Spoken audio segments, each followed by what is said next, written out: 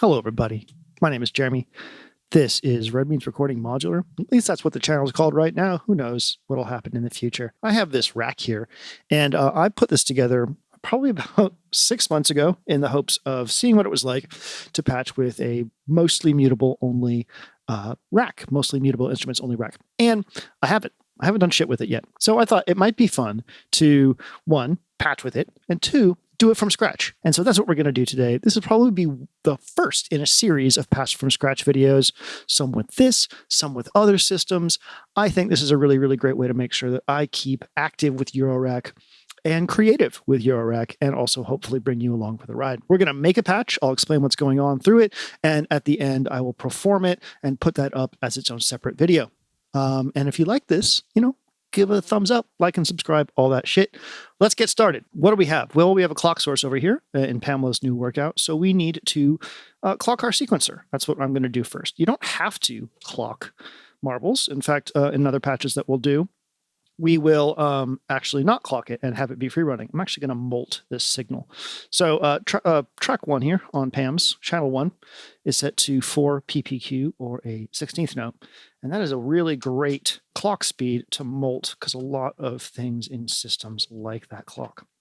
So we'll clock this friend here. Okay, what should we do first? Let's do plates. Let's use plates as our first voice here. I'm going to put our T1 here, which is trigger 1, coming out of marbles. Marbles is a random sequencer. It creates random values, and you can turn those values into notes within the device.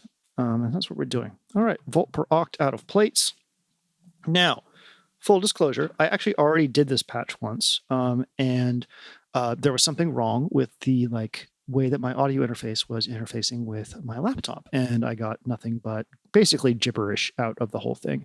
So I'm going to be reproducing some steps that I did for that, and at the end of that video, I put plates into blades here so that I could have some control over its final timbre, and that's what we're going to do here. But we're going to do it sooner than later.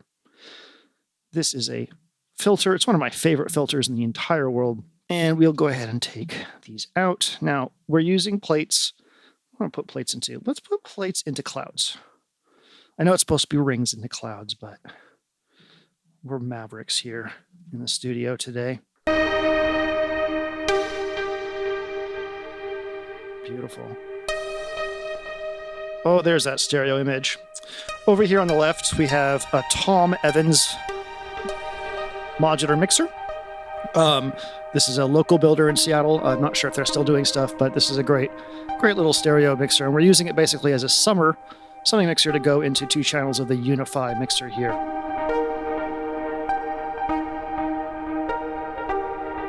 Wonderful. So we already have clouds pretty much set up like we want to, but when clouds first gets hooked up, kind of sounds like this.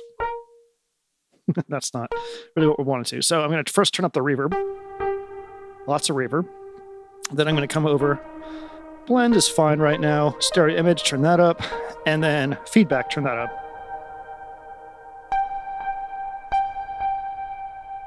Now, I'm going to take another output from Pam's here. I want one. It's this 5 output here that oh, no, it's not 5. We'll set up 5 too. So I'm going to go to 5. I'm going to go ahead and reset this entire channel so that it will be 1 ppq. Oh, no, that's really fast. That's 4 ppq. We want 1. There we go. All right, so this is like our tap tempo. We'll take this out and put it into this mold because I'm going to use this for tides. I want to clock tides real slow. Slow as I can. And then that actually might be slow enough. We might even have to do slower than that. And then I'll also clock clouds by putting this into the trig here.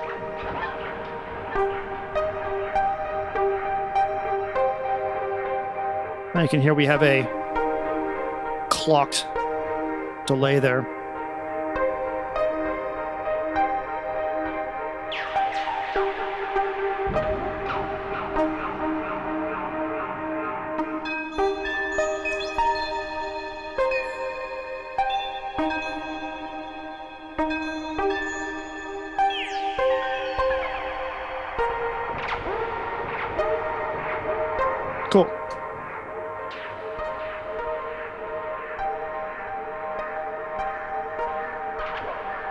A little too much feedback there. Cool, great. Now, as for this clock, I'm noticing it's not quite as slow as I'd like it to be. So I'll take 2 out here, and I'll go ahead and it's divide by 2. Let's reset this. Tides, I like to clock it really slow in these kind of patches so we can get big, sweeping feelings out of things. Okay, so one of the things I like to do when I'm patching these kind of patches is find the range that a voice can inhabit. And in this case, our first voice here is plates. So I'm going to go ahead and start turning some knobs. Our filter's all the way up right now, so that's all good. I like that. I like that too. Now, this is a series of DX7 patches, and in this particular, oh no, I dropped a cable. These orange bank represents the last official, unofficial firmware that Amelie did, and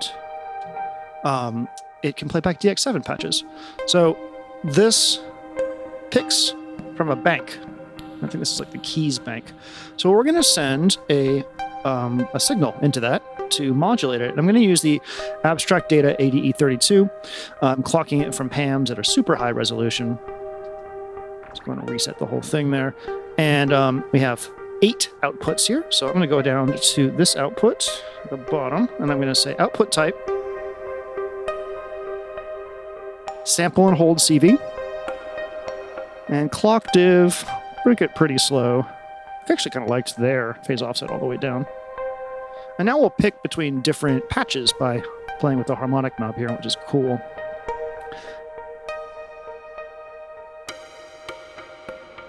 Let's go ahead and modulate timbre a bit. I'll pick this one here and just turn that up a little bit. Actually, you know what? I'm going to use tides. Now, tides is bipolar, so I'm going to want to put timbre as opposed to at the bottom of where it would be modulated, somewhere in the middle. Like that. And then we'll do morph as well. I'm going to take the third tides output. We're using tides in the mode where it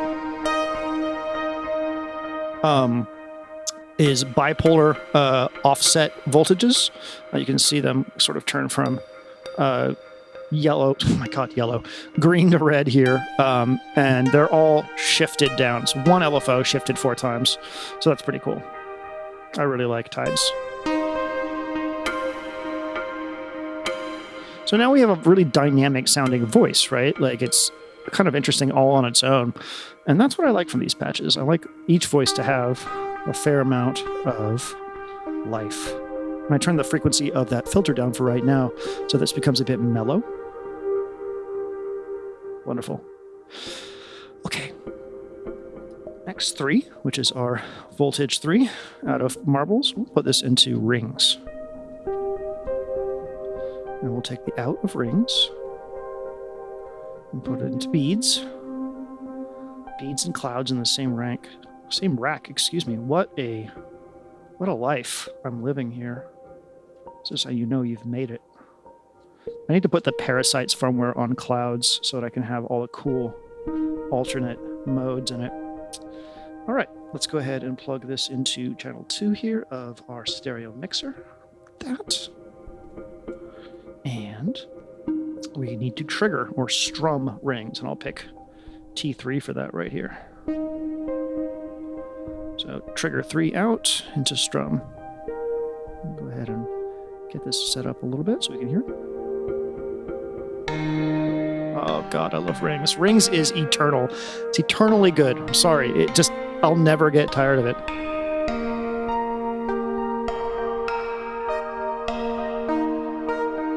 Now, one thing I did pretty early on in the original patch was the structure of this is very predictable. It's like dum dum dum dum dum, right? That's fine, I guess. But what I want is I'm gonna modulate the rate here.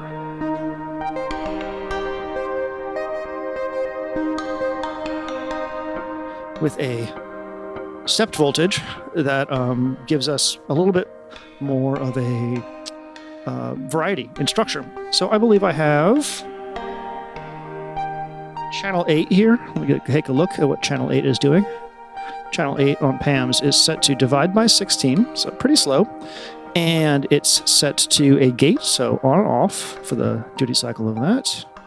And it's set to level is 50%. I think that's the one I used. So we have a stepped voltage, slow step voltage that we're going to put into rate.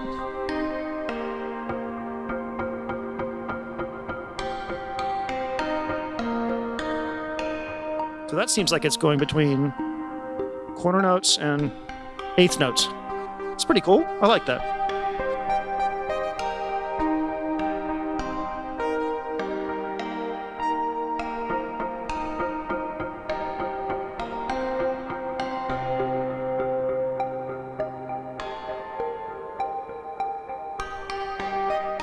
Okay, so just like with plates, I want rings to have structure to it, besides just on and off. Right now, it's just playing notes. Why are you going so fast, buddy? Slow down there. There we go. So let's take some of this. We'll use these bipolar outputs here of rings and play with. All three of these are going to get modulated. Oh, not frequency, excuse me. Brightness. Again, bipolar. Dampening. We'll just use up tides. I didn't do this last time, but we might as well.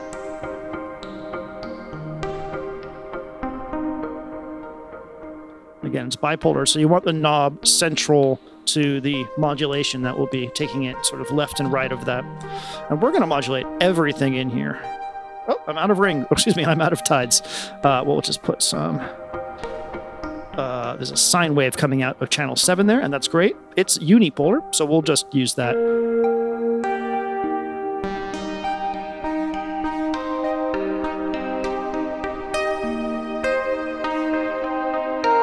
That's so cool. I love that.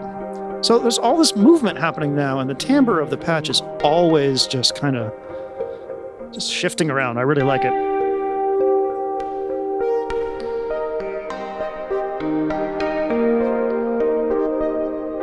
Structure is the last thing I want to play with on rings.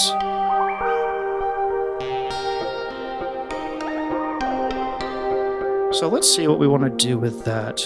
I'm going to put it into this channel here on the Octo or 80E32 Octo controller. Looks like that's currently set to a very fast sample and hold. So let's try a ramp. Excuse me. Sine, and slow it down quite a bit.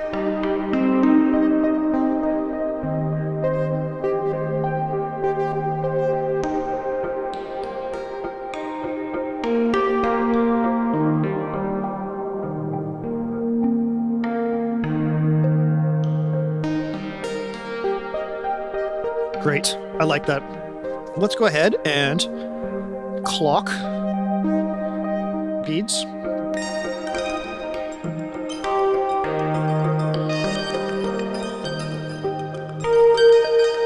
I'm going to do that a bit slower.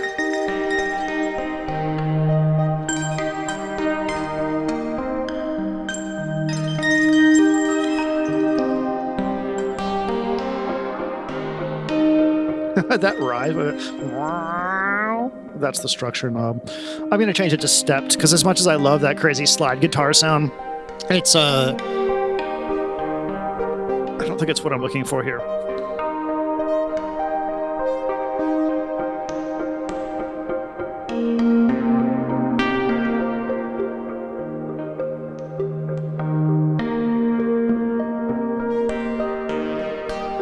That's great. Okay.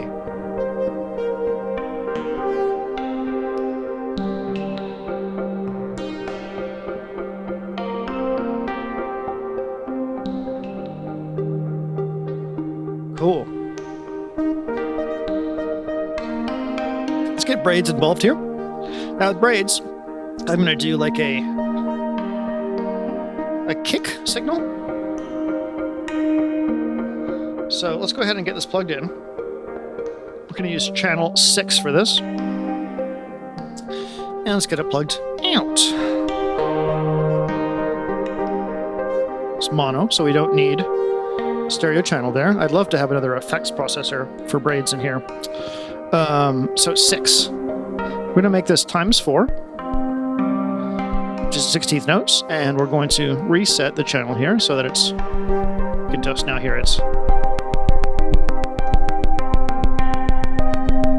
Now what I want to do is carve away at that a bit. Wow, that's loud.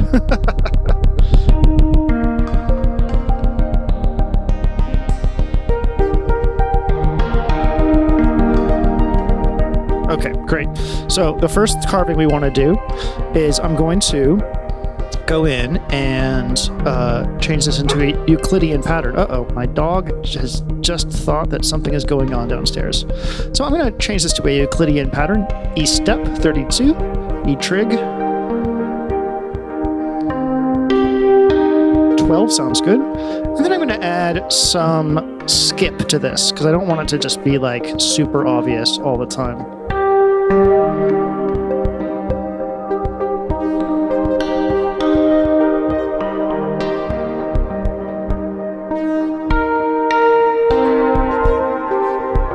Okay, so now I'm going to send in some signal so that maybe not that much skip, or a few more hits there, because I wanted to hit on the backbeat as well.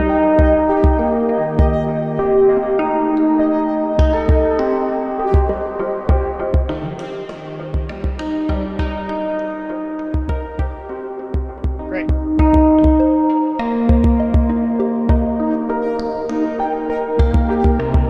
So I'm going to put this into FM.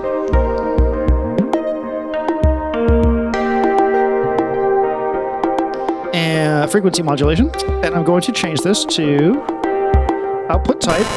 Oh wow, that was quite a sound.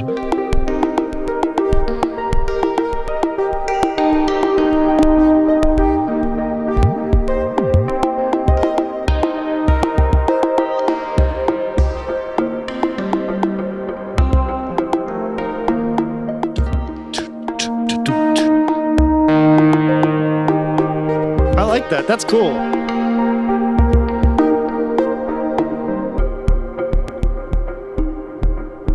Just mellow the whole thing out with just the turn of a few knobs, which is exactly what we want from a patch.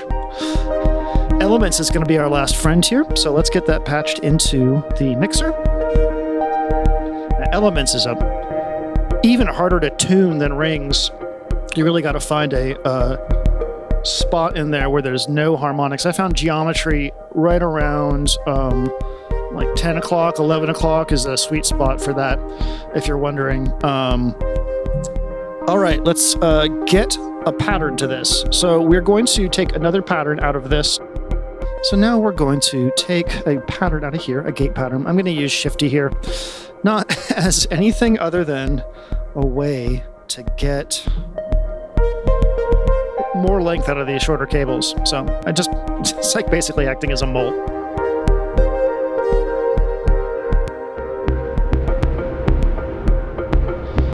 Now, Elements is something we're going to explore a lot more in other patches because it is just so cool and can do so much.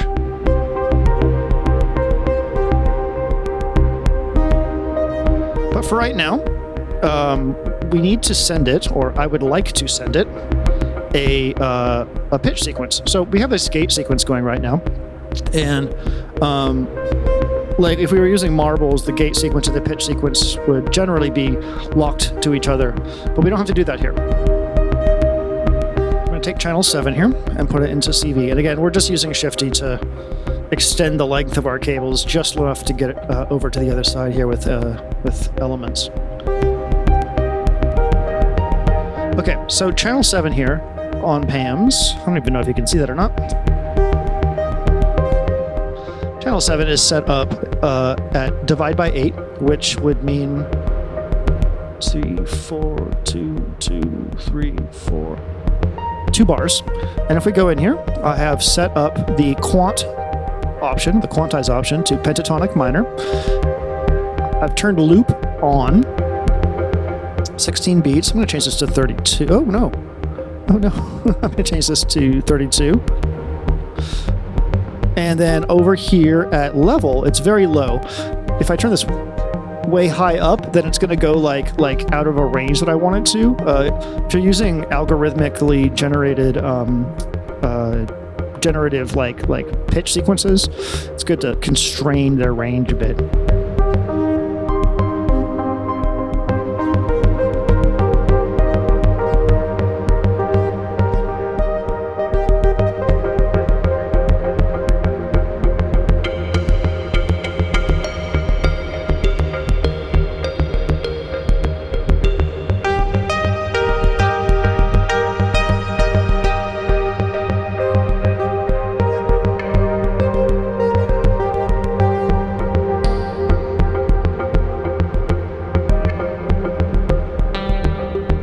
That's great. That is almost the whole patch that I remember from last time.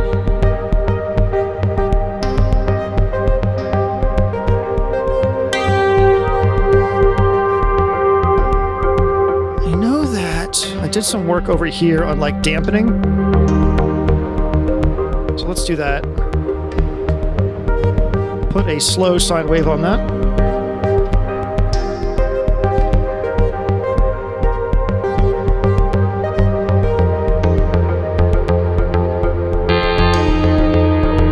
I think I want to play brightness.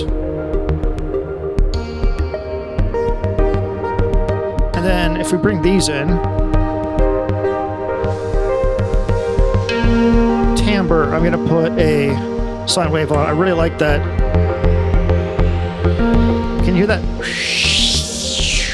I really like that.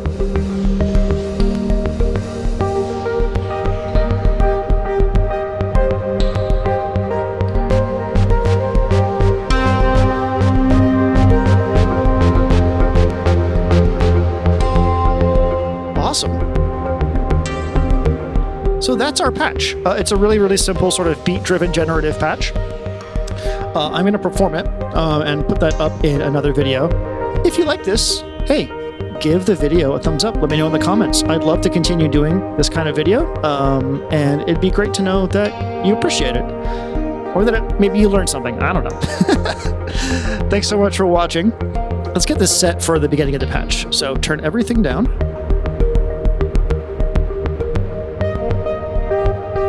So you reset a patch.